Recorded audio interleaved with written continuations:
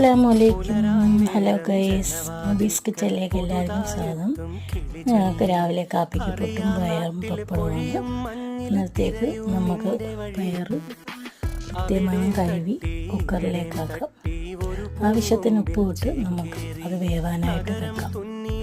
അത് വേവുമ്പോഴത്തേക്ക് നമുക്ക് പുട്ടിനുള്ള മാവ് നനയ്ക്കാം. അരിപ്പൊടിയാണ്, അരിപ്പുട്ടാണ് ഉണ്ടാക്കുന്നത്. ലേശം ഉപ്പ് ഇട്ട് മാവ് വൃത്തിയാണ് കുഴച്ചെടുത്തിട്ടുണ്ട്. ഇനി അതിലേക്കുള്ള തേങ്ങ തിരുങ്ങാം. തേങ്ങയും കൂടി തിരിഞ്ഞ് നമുക്ക് പുട്ട് കുറ്റി അടുപ്പത്തോട്ട് വയ്ക്കാം.